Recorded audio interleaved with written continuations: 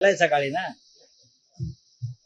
क्या आहे नऊर राणा भारतात आला 11 दिवसाच्या तुम्ही त्याला राणा फेस्टिवल असं म्हणताय आणि कुलभूषण जाधव यांना कधी येणार असं फेस्टिवल बघा 26/11 आतंकवादी हल्ला हा देशावरचा दहशतवादी हल्ला आणि त्यामागे 100% पाकिस्तानमधील दहशतवादी संघटना आहे. हे जेव्हा हल्ला सुरू होता ताजमध्ये जीटी छत्रपती शिवाजी टर्मिनस हे ज्या प्रकारे त्यांचा डायलॉग सुरू होता इथून स्पष्ट आहे त्यातले प्रमुख जे कसाब बरोबरचे लोक होते 8 ते मारले गेले पोलिसांनी किंवा कमांडोजनी मारले. एकमेव त्यातला जिवंत सापडला आमच्या तुकाराम ओंबळे यांच्यामुळे तो कसाब. त्या कसाबलाही मुंबई पोलिसांच्या अथक प्रयत्नाने तो फासावर लटकवला आहे. या सगळ्याचा सूत्रधार हा जो तवाहूर राणा आणि हेडली त्यातला राणा हा आता परत त्याला भारतामध्ये आपण आणलेलं आहे. त्याचं स्वागत केलं पाहिजे. या सगळ्या प्रयत्नातून एक दहशतवादी आपल्या हाताला लागला आणि त्याला अमेरिकेतून आणला याचं नक्कीच कौतुक आहे.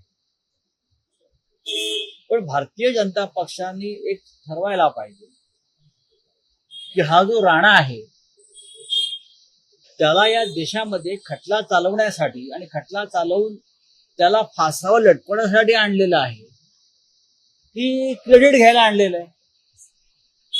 त्याने एकदा स्पष्ट करावं की नाही आम्ही राणाला आणले आहे ते आम्हाला एक राणा फेस्टिवल करायचा आहे आम्हाला क्रेडिट घ्यायचं आहे आणि फक्त आमच्यामुळेच हे सगळं शक्य झालं हे सांगण्यासाठी आणलंय का मग त्याने तसं करावं. 2009 पासून सातत्यानं या राणाला आणण्यासाठी भारत सरकार प्रयत्न करतं. भारत सरकार म्हणतोय की मोदींचं सरकार आहे किंवा युपीए सरकार आहे असं म्हणणं अयोग्य आहे. 2009 या राणा आणि हेडली विरुद्ध NIA पहिली FIR लॉन्च केली. 2009 साली NIA पहिली FIR लॉन्च केली राणा आणि हेडली विरुद्ध. त्यानंतर NIAचं एक पथक हे शिकागोला जाऊन अमेरिकेत जाऊन राणाची आणि हेडलीची चौकशी करून आलेली. तेव्हापासून ही प्रक्रिया सुरू आहे. 2012 साली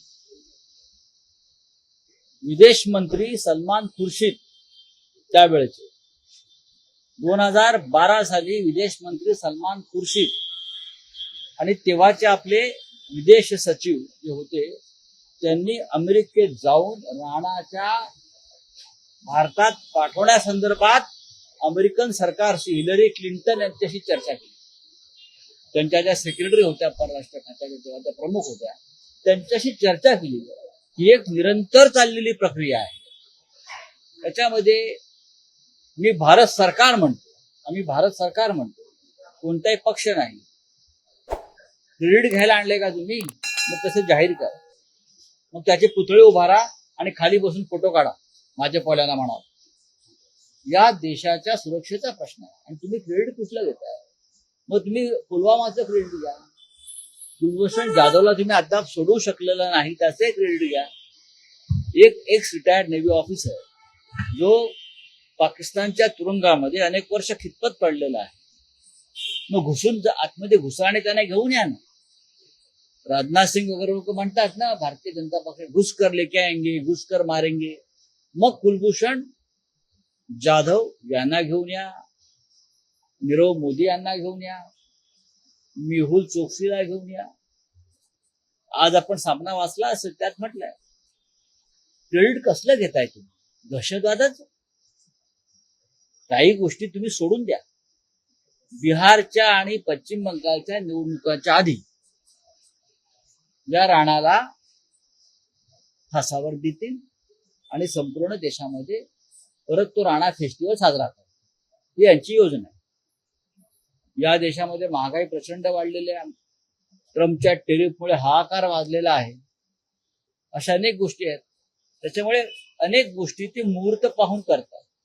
जसं ज्या दिवशी टेरिफ लावलं त्या दिवशी मग बोर्डाचं बिल आणलं आणि काल राणा आणलं, असे यांचे हे फेस्टिवल सुरू असतात. पण राऊत साहेब, यामध्ये असं आहे की ही पहिल्यांदाच अशी वेळ आहे की अमेरिकेतून एखादा दहशतवादी तोही जिवंत भारताला सुपूर्द केला जातो आहे. तर अशा वेळेस मोदी आणि ट्रम्प यांच्यामध्ये असलेले वैशिष्ट्य मला असं वाटत नाही. मोदी आणि ट्रम्प यांची झालेली भेट यातही बघा, मोदी याच्या प्रत्यार्पणाचा विषय होता असं तुम्ही ऐकलं, हे सांगितलं. तुम्ही दोघांची चर्चा ऐकलीत. मोदींना घ्यायला ट्रम्प त्या दिवशी बाहेर सुद्धा आले नाहीत व्हाईट हाऊसच्या. काही बोलता काय तुम्ही? कसंही बोलायचं. चर्चा तर झाली. कायदेशीर प्रक्रियेतून त्याला आणलेलं. याच्या आधी युरोपच्या राष्ट्रातून म्हणजे पोर्तुगालमधून अबू सालेमला आणलेलं आहे. अबू सालेमला 2005 मला वाटतं त्याच दरम्यान आणलेलं आणला ना. त्यासाठी सुद्धा कायदेशीर आणि न्यायिक प्रक्रिया पार पडावी लागते. नक्कीच हे आपल्या भारत सरकारचं यश. मी भारत सरकार म्हणतो, हे आपल्या यंत्रणांचं, NIAचं, आपलं परराष्ट्र खातं, त्याची डिप्लोमॅसी, याचंही यश आहे. आणि त्याचा कोणत्या पक्षाशी संबंध नसतो. आजही आहे.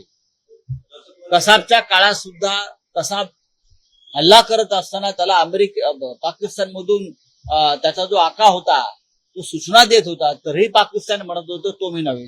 आता तर म्हणणारच, कारण हा जो गृहस्थ आहे हा अमेरिकन नागरिक आहे.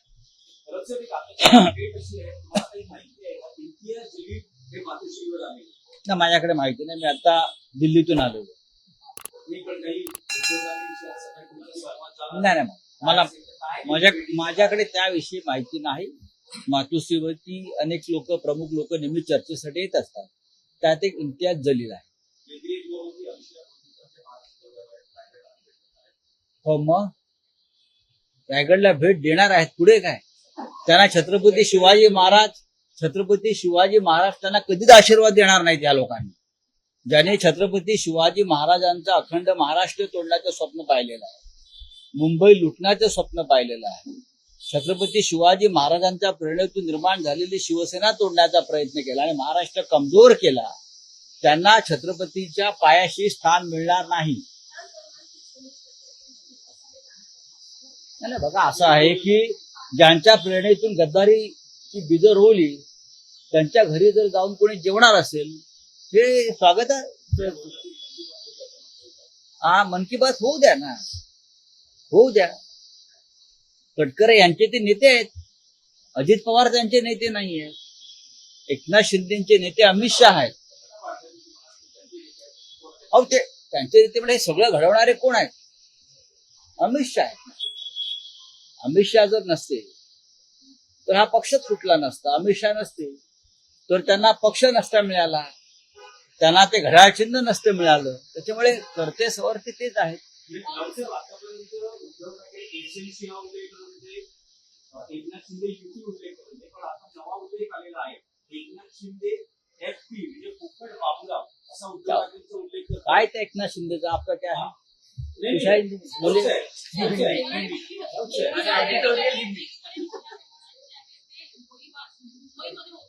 नागपूरला होत आहेत.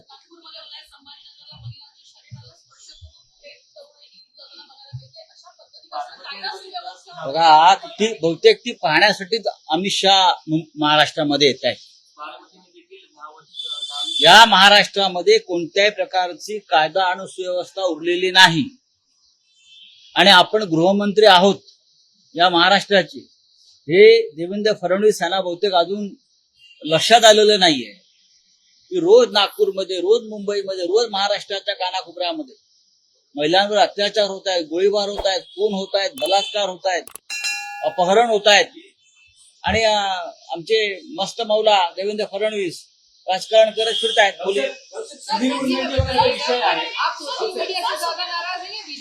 क्या क्यों क्या लेकिन मोदी रिगार्डिंग व्हाट? राउत साहब, राउत साहब, हाँ। अपने एडिटोरियल को हिंदी में बताइए। ये बात ऐसी है कि एक आतंकवादी जिसका सीधा संबंध पाकिस्तान से है, आतंकवादी गुटों से है, चाहे हिजबुल्लाह हो चाहे और हो, जिसने 26/11 का इस देश पर आतंकवादी हमला करने में एक बड़ी भूमिका निभाई थी, ऐसी व्यक्ति, ऐसा आतंकवादी का आका अमेरिका से अगर इंडिया में लाया जाता है तो उसका स्वागत करना चाहिए हमारे एजेंसी का, भारत सरकार का, प्रयासों का। लेकिन मुझे भारतीय जनता पार्टी का जो रवैया है वो ठीक नहीं है। आपने ये तवव्वुर राणा जो है उसको, उसके ऊपर मुकदमा चलाकर उसको फांसी पर लटकाने के लिए यहाँ लाया है या सिर्फ क्रेडिट लेने के लिए लाया है कि हमने लाया, हमने लाया, हमने लाया? ये बात ठीक नहीं है। आप तो राणा फेस्टिवल करने जा रहे हो, जैसे हमने सामना में कहा कि राणा फेस्टिवल करने जा रहे हैं, राणा फेस्टिवल करेंगे। 2009 से ये प्रक्रिया चल रही है। 2009 से एनआईए ने उनके खिलाफ एक एफआईआर लॉन्च किया, हेडली और राणा के खिलाफ 2009 में। बाद में एनआईए की एक टीम अमेरिका में जाकर उनसे पूछताछ करके आई। मेरे हिसाब से 2012 में उस वक्त के विदेश मंत्री सलमान खुर्शीद और वहां उस वक्त के विदेश सचिव अमेरिका में जाकर वहां के एडमिनिस्ट्रेशन से चर्चा किया है उसके प्रत्यार्पण के बारे में। अब जाकर हमें 2025 में उस बारे में सफलता मिली, क्योंकि एक न्यायिक प्रक्रिया वहां चल रही। हर देश का कानून होता है। अगर हमारे देश से किसी अपराधी को दूसरे देश में देना है तो यहाँ का कानून फॉलो करना पड़ेगा। जैसे अमेरिका का कानून है, जैसे अबू सालेम को लाया पुर्तगाल से, उनका भी कानून है। जब हमारे एजेंसी ने उनको लाया तो वहां का कानून है, आप किसी को फांसी नहीं दे सकते, मृत्युदंड नहीं दे सकते, तो हमको कानून फॉलो करना पड़ रहा है। तो ऐसा ये राणा का है, तो राणा को लाया है, अच्छी बात है, लेकिन अब राणा फेस्टिवल मत करिए। हमें पूरा भरोसा है ये राजनीति कर रहे हैं और बिहार चुनाव से पहले राणा को फांसी पर लटका देंगे और पूरे देश में डंका पिटाएंगे, देखो राणा को हमने फांसी दी। अरे भाई, कुछ राष्ट्रहित की बातें होती है, सुरक्षा की बात होती है, गंभीरता से ले लो। अरे छोड़ा हो। सर, जब आप कहते हैं कि बिहार चुनाव के समय तवव्वुर राणा को फांसी दी जाएगी, तो उसमें कोई अहम तर्क है या ये आपका अनुमान है? मैं हमेशा तर्क पर बात करता हूँ, मैं कभी अनुमान पे बात नहीं करता हूँ, और मैंने जो भी तर्क दिए है वो कभी झूठे साबित नहीं हुए। होनी चाहिए।